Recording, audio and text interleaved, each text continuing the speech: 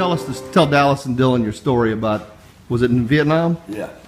All right, Dylan, lean back so I can get you in the picture. Go ahead. We'd been on an operation and we were trying to get back to our base camp, and we knew we weren't going to be able to get there. And what year was this? Oh God, 67, 68. Okay. So we were on the way back, and time was going to get dark. So we ran across this little, looked like a garden area. It had all these trees that had what they call breadfruit hanging from them. And then I looked down there and saw a little stream running, and somebody had run a pipe up and across and dropped down like you'd take a shower on it or something, you know. We said, well, this is neat. Why don't we just, spend the night here? We pulled all the tanks in there and faced them out. In a circle? Mm-hmm.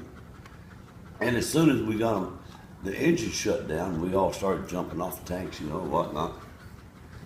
And I jumped off. I had a M16 and a pistol on me. And all of a sudden, this gorgeous place turned into a nightmare. It was the Viet Cong had dug underground, and they had the grass bunkers, where you could take sod and pull it up, and that's how they came out. Yeah. And man, they were shooting every direction. We had people seriously injured, and they shooting holes in gas cans and water cans on the vehicle. And so how'd you recover? well, we were all shooting. I was shooting, everybody was shooting. You had to be careful. You could be shooting to one of your own people, Yeah. Because this was a Chinese fire drill, So what was the outcome? How did it end? Well, we finally overcame them, and ended up taking charge of the place. We ended up spending the night there. It really was a pretty neat place, but we had a hell of a drill to go through there first. Now, oh, I had to let you know. If I knew the last time that I held you was the last time, I'd have held you and never let go. Oh, it's kept me awake nights wondering. I lie in the dark just asking why. I've always been told you won't be called home until it's your time. I guess heaven was needing a hero, somebody just like you, brave enough to stand up for what you believe and follow it through. When I try to make it make sense in my mind, the only conclusion I come to is that heaven was needing a hero like you.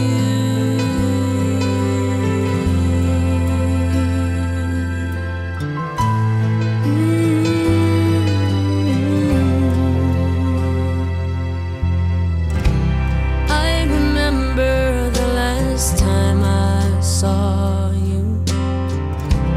Oh, you held your head up proud. I laughed inside when I saw how.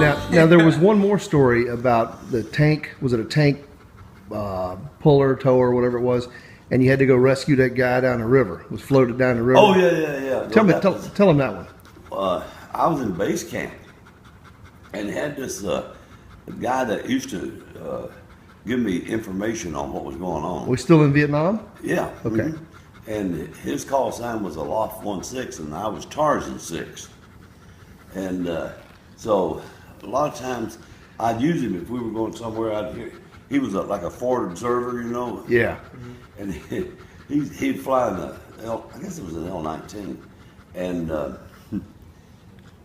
we would talk back before he called me. Hey, Tarzan 6, what's going on? You know, whatnot. So one day he called me and says, help, Mayday, Mayday. I said, what's the matter? He said, I'm getting shot down. And they got the engine, and I've dropped into the Saigon River. It was right near a little village called Fuadong. And he said, that's where I am. Well, my base camp wasn't that far away. I said, okay. He said, they're shooting at me in the water, you know, from the bank over there. Yeah. Pretty wide spot right there. Yeah. But he was on the back side of the plane away from him, you know, Right. shielding himself. Yeah. I said, well, let me see what I can do. I grabbed one of the personnel carriers. And tell Dallas and Dylan what a personnel carrier looks like. well, it's a square box, you know, hauls troops. Right. And it got, to steer it, you have these laterals. You know, pull it to the right if you want to lock the right tread, you turn to the right, Right. whatnot. So they're supposed to be able to navigate water. Okay. So I said, okay, I'll take one of these.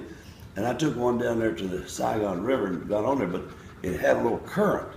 And I was having to hold that right lateral all the time to keep from getting swept away from it. Okay. What I should have done was come in a lot further north And and then it coached me. Yeah. But there wasn't nowhere to get in, you know. Okay. So I finally, after a period of time, I finally made it over to where he was. And then he had to scramble to try to, without getting shot. Yeah. To get up and get Hop in in the turret. and But get I'm in. sure he was glad to see you. Yeah. So anyhow, then we had to turn it around and hold the other lateral. Now to try to get back to where I could reach and get back to the bank and get out of there. So anyhow, we finally got back over there, and then I took him back to the base camp. We said, "Yeah, it's amazing. Now you sit down and have a cocktail, and everything's rosy." Yeah, but I'm sure he was happy to see you, Oh, though. he was thrilled, yeah, to get out of there. Wow. So A how lot of incidences and things like that. and how long were you in Vietnam? Well, over a year. Is heaven was needing a hero like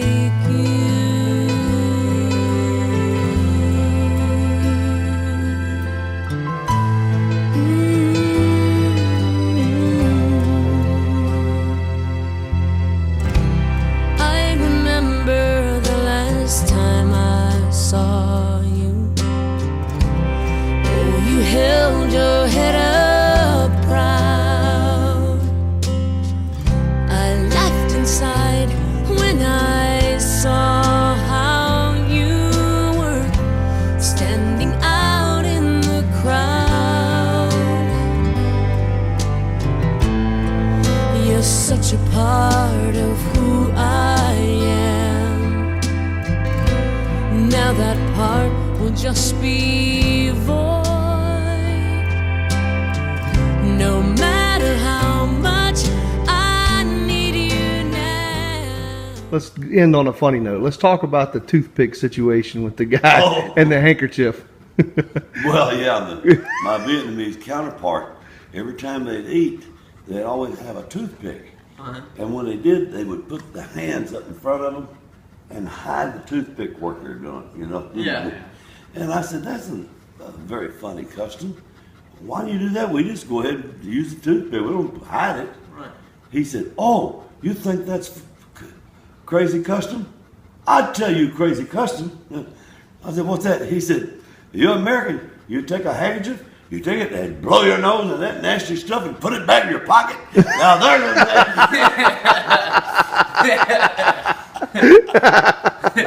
Oh, that's a good one. We'll end this one on that. That's what a wonderful story that was.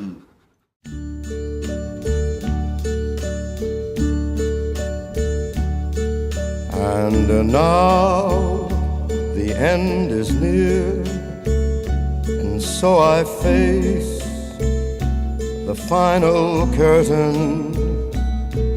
My friend, I'll say it clear, I'll state my case of which I'm certain I've lived a life that's full. I traveled each and every highway and more. All right, so it's August 11th, 2013. We're sitting on the back porch with Becky and Dad. This is one of their favorite things to do is to come back here and have the 40s on 4, is it? This one is Big Band Swing. We don't have that 40s on the direct TV. They moved them off, huh? Yeah. Have it in the car though. But, I mean, will you agree this is one of your favorite things to come out and do? Absolutely. Here's tea. Cheers. So, Dad, tell us what it was like back in the day. About what? Before there was air conditioning. It was like this. Well, you got in the shade, and you hope you could find a fan. And the churches had the little fans with the on a wooden stick. The old lady sitting there swinging. Oh, yeah. And You had ice box. You didn't have a refrigerator when you were growing up, did you? No, an ice box. Well, lucky if you had that. You had to go to town and get ice. Oh, really? Yeah. Was it dry ice or just regular ice? Right. And so, was it hard keeping things cold? You know, it seems weird Well, to not imagine. No, the lady next door, Aunt Vic, had a spring house, and the water in there stayed cold year round. So stuff that needed to be refrigerated like that, Yeah. was put in sealed jars and what I'm put down in the. So, like eggs? What about eggs? Stuff like that? Well, Hey. eggs came every day. The chickens laying every day. Well, it just seems odd not to have a refrigerator, you know. Oh, it does. And No, you didn't think about it then. You just dealt with what you had. so, where'd you keep all your cheese? Oh, I didn't have no cheese. You were deprived back then. But the ladies that made macaroni and cheese for church dinner Yeah. on the ground, Uh-huh. where they got their cheese, I don't know. Maybe they made it themselves. Churned it. We used to churn and make buttermilk and make cottage cheese. Yeah. But that's the only. That's why you like buttermilk now, right? I love it. Absolutely. And I don't want it refined and 2% and no fat. Just straight I want buttermilk. Real stuff. There you go. And what do you do with it? Just drink it? All the way to fly. Just drink it. In fact, it's as good as having a cocktail. It's got a little twang to it. Yeah. Oh, it's good stuff. More, much more than this, I did it my way. Regrets, I've had a few, but then again, too few to mention. I did what I had to do and saw it through without exemption. I planned each charted course, each careful step along the byway, and more, much more than this, I did it. Down a little bit. But, Dad, you were talking about you wish you'd been nice to have had an iPhone when you were in your career in the military. Right. What were some of the places you went to? Well, you know, I could have had pictures from Germany, from Korea, Okinawa, Japan. Where were you in Vietnam. Japan? While I was in Korea, I was back and forth through Japan to get there. Really? Yeah, I spent time there in Japan. What major city?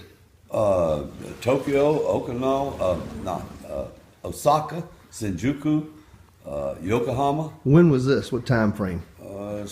By the time he was born, 63, whatever. Wow. Okay.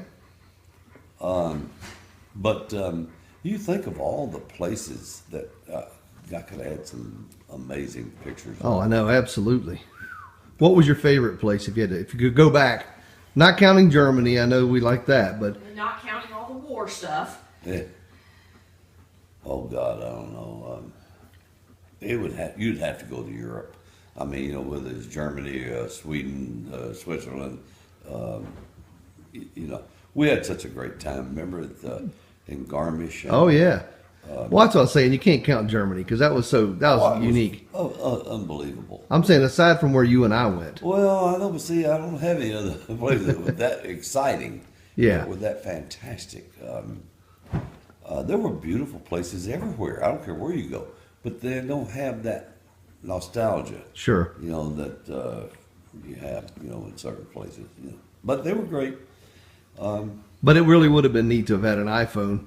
Oh, God, I would love that. Yeah. Well, it's 2014 and the iPhone didn't come into existence until 2007. Yeah. So it's only been around 7 years. Yeah. And even then, it didn't have much capability when it first came out. So We get too soon old. yeah.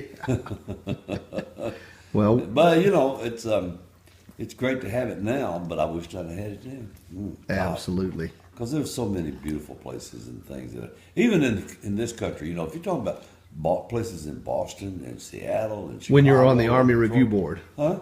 When you were on the Army Review Board. Right.